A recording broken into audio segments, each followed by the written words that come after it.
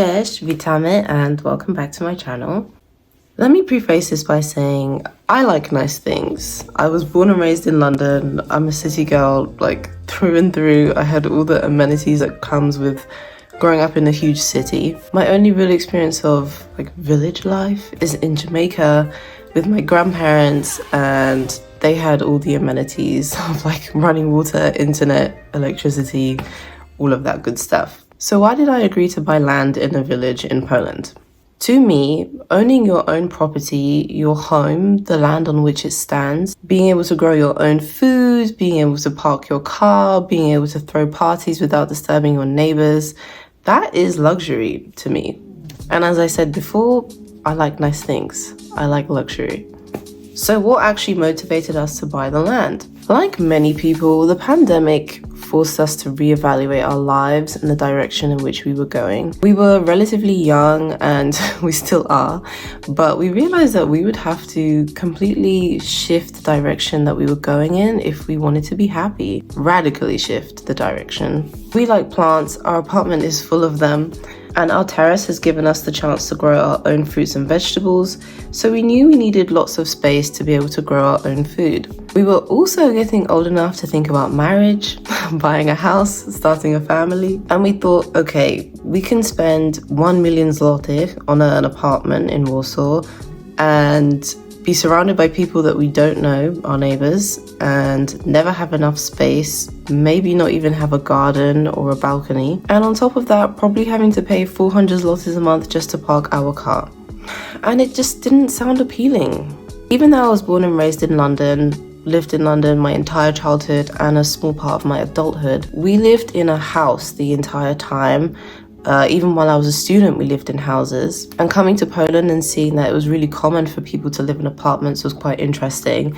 But I knew that I wanted to raise my children in a house. Another couple that we'd been friends with for a really long time resonated with our idea. They really love agritourism and they traveled a lot, visiting a lot of farms, Airbnbs and slow hops over like the last few years. So we decided that we'd put our brains together and our money together and try and find something for ourselves. We spent a lot of time in Airbnbs and slow hops in villages all over Poland, and we discovered that we really liked it. We really liked the slower life, the clean air, the easy access to nature, even the fact that the shops were like a 10 or 15 minute drive away didn't really bother us, and we realized it was something that we actually would like to make our reality. Why enjoy the peacefulness and the wonder that nature can bring you just like 1 or 2 weekends a month when you could reverse it and have the peaceful, wonderful nature all year round and then just go to the city whenever you want? The land that we own now, we found it by just driving around. Looking online, the prices of the land were so expensive and didn't really fit what we were looking for. And we just drove around, asked some random farmers like if they knew anyone that was selling land in the neighborhood, and they were like, oh yeah, go down, turn left, drive 200 meters, turn right.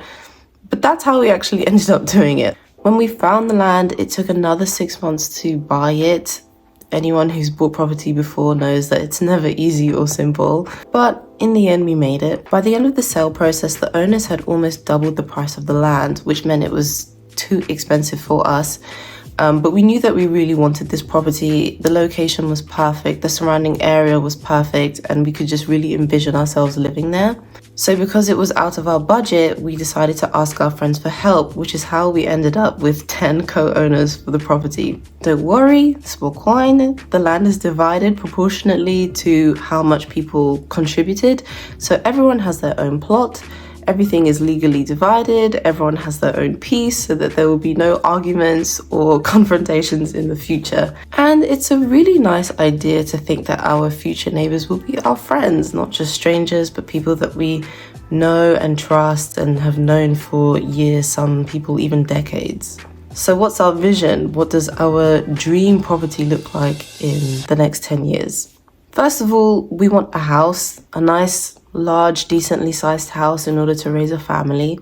We want to be able to grow our own food, maybe even our own meat one day. We want our own sauna, swimming pool, pond, maybe a wood workshop so we can build our own things. We want a place where we can invite friends, family, have parties without worrying about disturbing our wider neighbors. We also want to be connected with our neighbors, to have an actual community, not just our friends, but the people who live in the village where we bought the land, which is not really something that you can have in Warsaw. The people in our neighborhood are nice, but we don't really know them. We don't really talk to them like on a regular basis. For us as a couple, our ultimate goal is to be able to be independent, to be able to live off grid, but we don't want to isolate ourselves from the rest of the world. Of course, we still want to be able to go into the city.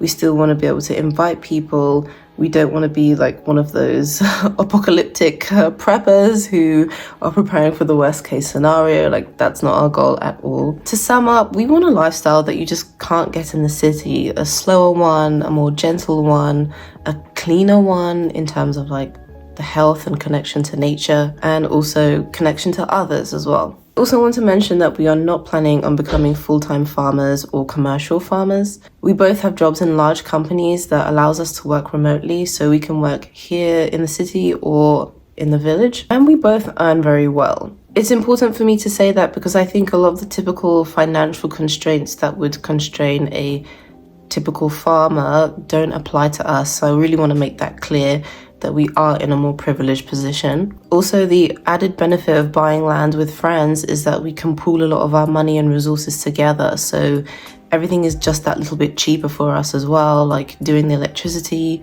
water, sewage, wells, all of those things we can put our money together, which means we spread the cost out between us. So for the next year, hopefully by the beginning of 2026 or end of 2025, we would have liked to have built a house, start a meadow, plant lots of trees, start a vegetable garden, perhaps even start an orchard, and consider starting a pond.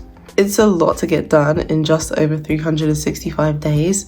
We don't have a lot of time and we're busy with work and friends and commitments as per usual, but we're ambitious people.